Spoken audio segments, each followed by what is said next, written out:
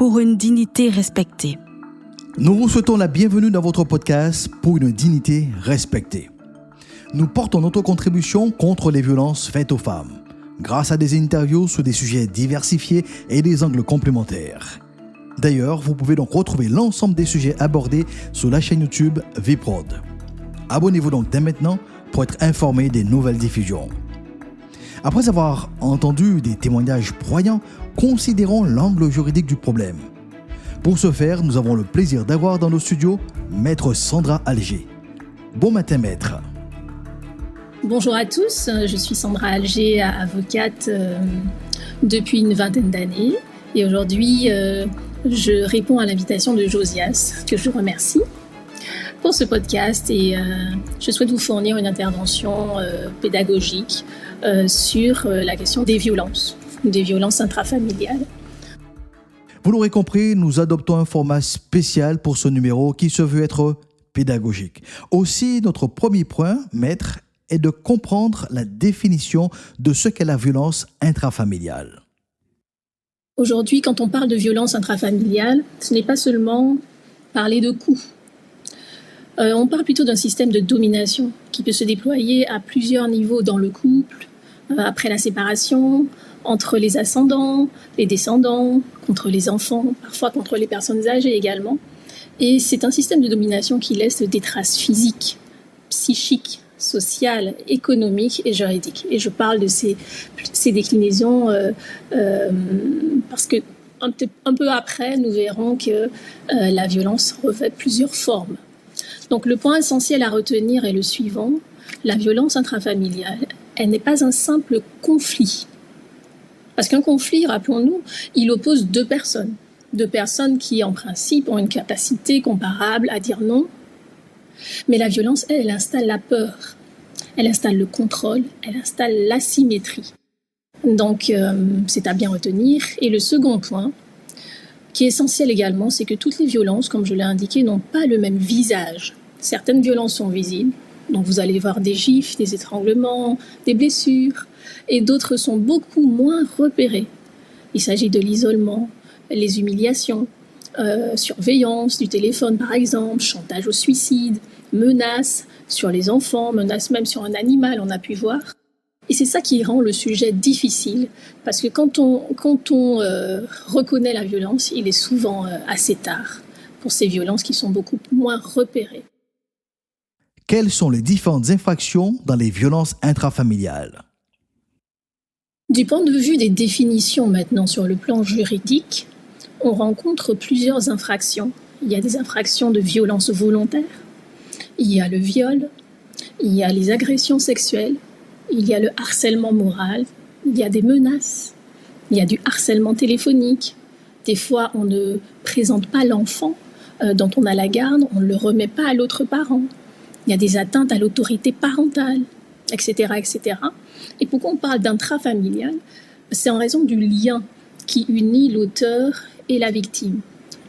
Parce que le code pénal, celui qui propose les sanctions lors des infractions, il prévoit une circonstance aggravante lorsque l'infraction est commise par un auteur qui a un lien familial avec la victime. Donc ça peut être soit le conjoint, le concubin, le partenaire, un ancien conjoint, etc. Donc le droit français, bien sûr, il protège la victime en urgence. Il y a plusieurs modes de réponse à cette mise en danger de la victime. Et la mesure phare, c'est une ordonnance de protection lorsque les violences sont repérées au sein du couple actuel ou du couple qui vient de se défaire, donc l'ex-concubin aussi, et lorsque ces violences mettent en danger la victime ou un ou plusieurs enfants. Donc, sans rentrer dans le détail spécifique de ce dispositif qui s'appelle l'ordonnance de protection et qui est prévu dans le Code civil, il faut savoir que le dépôt d'une plainte au préalable n'est pas une condition exigible pour saisir le juge civil de cette mesure de protection. Ce juge qui doit réagir dans un délai très court et très rapide, moins d'une semaine, 6 jours précisément, Et les moyens de réponse de ce dernier peuvent aller de l'interdiction de contact, un dispositif anti-rapprochement vis-à-vis de l'auteur des violences, et puis des droits qu'on peut fermer sur les enfants qu'on a en commun. Donc vous comprenez que le droit ne réduit pas la violence à l'atteinte corporelle. La violence psychologique, économique, sexuelle, numérique, ce sont des modes de coercition, elles existent juridiquement, ces différents niveaux de violence. La difficulté n'est pas tant la reconnaissance de la violence, mais plutôt sa preuve, son repérage, et puis la rapidité de la protection à apporter. Pour une dignité respectée. Quelles sont les statistiques de ces fléaux? Si on se réfère aux chiffres, la France mobilise surtout les données qui ont été enregistrées par la police et la gendarmerie. Les chiffres peuvent être impressionnants, mais rappelons-nous qu'ils sont encore en deçà de la réalité. En 2023, les services de sécurité ont enregistré 271 000 victimes de violences commises par leurs partenaires ou ex-partenaires. 85% sont des femmes et 86% des auteurs, les personnes mises en cause, sont des hommes.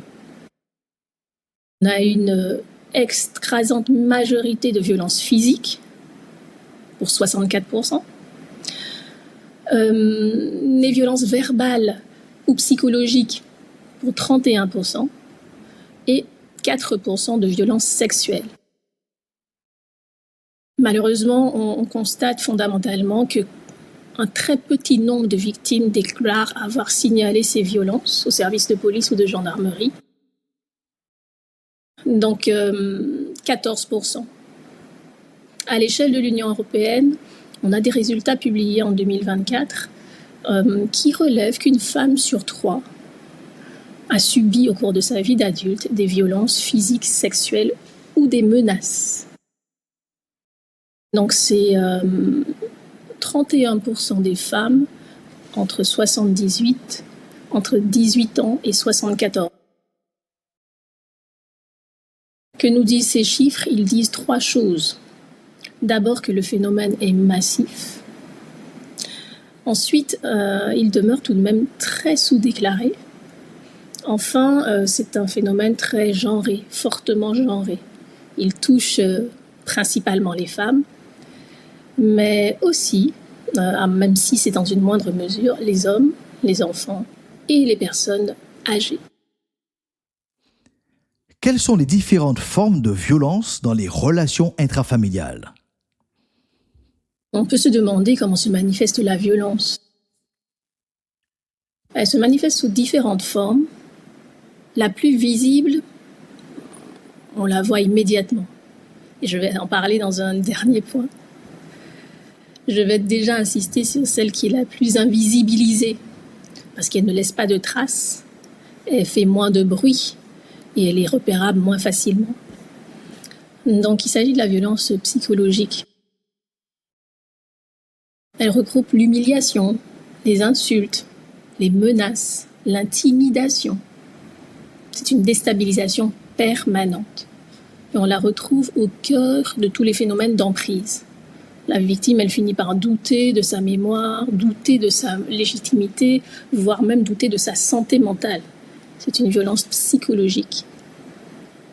La violence économique, maintenant, elle consiste à contrôler les ressources, empêcher de travailler, faire signer des crédits ou des documents qu'on ne voulait pas signer, confisquer les moyens de paiement, surveiller vos dépenses, créer une dépendance financière. On observe que cette violence économique est souvent déterminante dans l'impossibilité qu'ont les victimes de s'en aller, de partir. Il y a aussi une violence administrative et numérique qui est souvent sous-estimée. Confiscation de papiers, accès forcé à vos mots de passe, lecture de vos messages, géolocalisation pour opérer une surveillance de vos déplacements ou surveillance de vos réseaux sociaux, activation d'un contrôle parental, envoi de nombre de messages, s'agissant par exemple d'un ancien partenaire qui ne cesse de vous harceler après la séparation. Avec Josias, on verra le petit outil qui s'appelle le violentomètre qui aide justement à objectiver toutes ces situations et à repérer où l'on se trouve, en zone tranquille, en zone de vigilance et d'alerte ou bien en zone de danger. Et on prendra des exemples avec lui pour qu'on puisse bien objectiver à quoi correspond tel ou tel. Il y a aussi une violence indirecte qui peut être exercée sur les enfants. Menacer les enfants, instrumentaliser le droit de visite quand on est séparé, et menacer, comme je l'ai dit, peut-être un animal, de faire du mal à un animal, briser des objets, saccager le logement, menacer de se suicider aussi si l'autre part.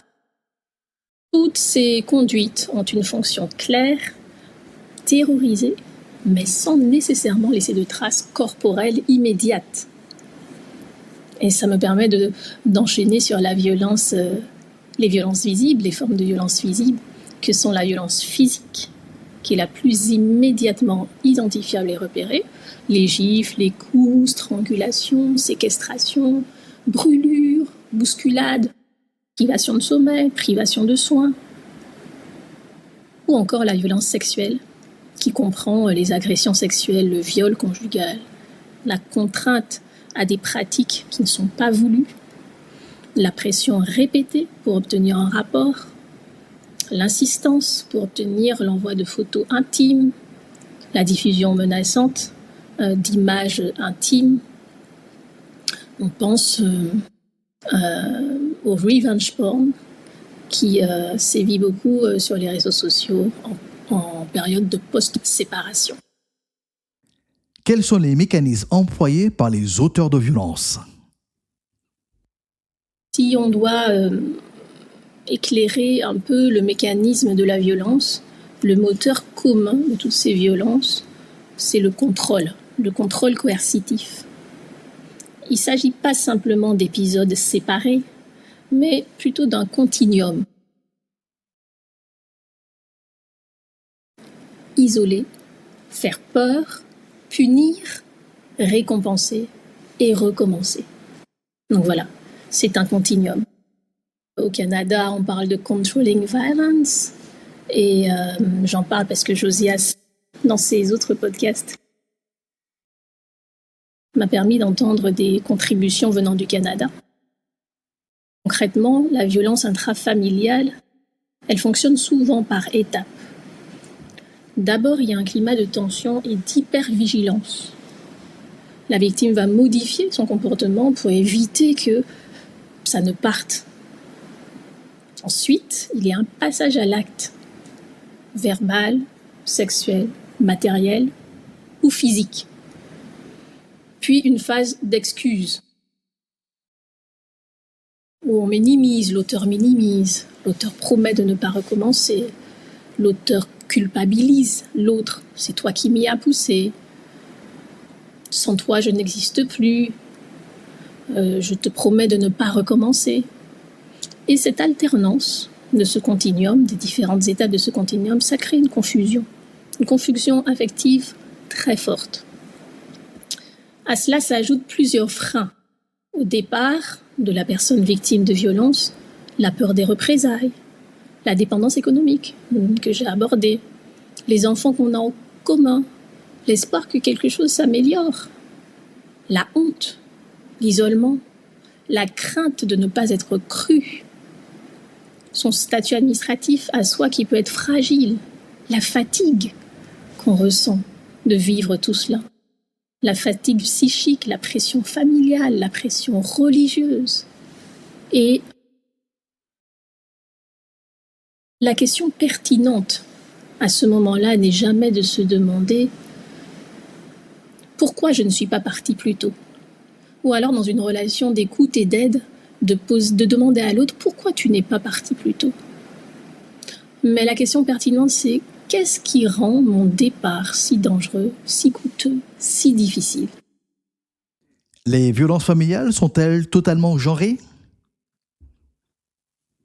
La violence s'exerce-t-elle seulement sur une catégorie de personnes? Non, elle se décline aussi au féminin, au masculin et sur les enfants, qui sont des victimes et des co-victimes. Les femmes, en effet, constituent la majorité des victimes. Et les hommes, comme je l'ai indiqué, la majorité des auteurs dans les violences conjugales intrafamiliales enregistrées en France. Et il faut préciser que ces violences, elles sont liées au rapport de pouvoir,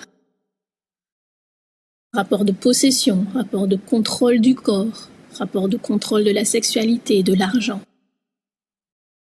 rapport de contrôle de la liberté du mouvement de l'autre. Il y a aussi des hommes victimes. On a eu des dossiers d'hommes qui subissent des violences physiques, psychologiques, même sexuelles ou économiques, mais ils sont souvent freinés par le stéréotype de virilité, la crainte de ne pas être cru, la honte d'être un homme qui est supposé être viril et qui pourtant subit des violences. Il faut juste retenir que le droit garantit la protection à toute personne victime. Pour les enfants, il faut vraiment raisonner en termes de victime directe ou de co-victime. Un enfant qui voit, qui entend, qui pressent ou qui subit le climat de peur n'est pas un simple témoin. Le droit français le reconnaît comme une victime ou une co-victime et propose dans son dispositif législatif une réponse ferme jusqu'à suspendre les droits de l'autre parent qui se rend auteur de certains délits, certains crimes même, et voire le retrait de l'autorité parentale selon les cas. Les conséquences sur les enfants se remarquent dans l'anxiété, les troubles d'anxiété qu'il peut développer, les troubles du sommeil, les difficultés scolaires souvent, l'agressivité envers ses pairs à l'école, ses camarades, des syndromes traumatiques. On a aussi des énurésies qui se poursuivent longtemps après, faire pipi au lit. Ou bien des schémas de violence eux-mêmes pour extérioriser ce qu'ils vivent et qu'ils n'arrivent pas à partager. Donc, ces publics-là sont aussi à protéger. Pour une dignité respectée. Quels sont les dispositifs, les mesures d'aide, de protection qui existent en France? Pour une dignité respectée. En France, la réponse d'urgence, elle repose d'abord sur le signalement et la protection immédiate. Donc on peut appeler le 17, on peut appeler le 112, et on peut composer des SMS, une possibilité de déposer plainte, y compris dans certains établissements de santé. Sur le plan civil, comme je l'ai indiqué, l'ordonnance de protection, elle est devenue centrale. On saisit un juge civil sans avoir besoin d'attendre le dépôt d'une plainte et on apporte les éléments dans une audience qui est fixée très rapidement, en moins de 8 jours. On apporte les éléments de vraisemblance de cette violence qu'on subit et le juge se prononce. Il fixe rapidement des mesures pour protéger le logement, les enfants, éloigner l'auteur par l'interdiction de contact, comme je l'ai indiqué, dissimuler l'adresse et dans les cas qui sont appropriés, un bracelet anti-rapprochement qui peut être ordonné dans certaines situations d'urgence. Sur le plan pénal maintenant, on peut ajouter d'autres mesures, l'éviction qui sont symétriques du conjoint violent, un contrôle judiciaire avec interdiction de contact également, un téléphone grave danger. Sachant que depuis 2023, il y a une aide universelle d'urgence pour la victime. Ces frais sont pris en charge également, sans qu'elle n'ait à se soucier du coût de la procédure. À côté des dispositifs de sanctions, Il y a des dispositifs de prévention qui passent par le repérage et l'orientation. Et là, il y a tout un réseau associatif qui maille le territoire de la France, avec un numéro à retenir, le 3919. Il y a des centres de protection des droits des femmes, des associations pour les personnes victimes de violences intrafamiliales, que ce soit des adultes ou que ce soit les enfants, des actions de sensibilisation, des outils de repère comme le violentomètre, la formation des professionnels également pour qu'ils soient familiers à la prise en charge de ces publics spécifiques. Dans les commissariats, de police et dans les gendarmeries également, des cellules spécifiques d'accueil des personnes victimes de ces formes de violence. Nous approchons de la fin de notre session. Quelle est votre conclusion sur les violences intrafamiliales? En conclusion, les violences intrafamiliales ne se limitent pas au couple, on l'a compris. Elles ne se limitent pas non plus au couple qui vit ensemble, ni à ce qui se passe dans l'intimité de la maison avec son partenaire intime. Ces violences intrafamiliales, elles sont un continuum de domination qui touche majoritairement les femmes, qui n'épargne pas les hommes et qui fait des enfants des victimes à part entière. La bonne question à se poser, c'est: y a-t-il contrôle? Y a-t-il peur? Isolement, contrainte, humiliation, menace? Ou y a-t-il atteinte à mon autonomie? C'est ce déplacement du regard qui permet de repérer beaucoup plus tôt et de qualifier plus justement et de protéger aussi avec plus d'efficacité. Les violences dont vous êtes victime ou dont vous avez été victime, oui, elles ont de graves conséquences sur votre santé psychique, physique. Ce sont des atteintes graves à votre dignité. Et il faut le redire, elles ne sont pas acceptables. La loi prévoit des réponses pénales et des sanctions à ce type d'infraction en tant que délit ou de crime. L'idée est de ne pas rester seul, ne pas rester isolé, d'en parler. Toujours avoir quelqu'un pour pouvoir en parler. Chers internautes, chers auditeurs, je vous propose de retrouver Maître Sandra Alger dans notre prochain épisode Pour une dignité respectée.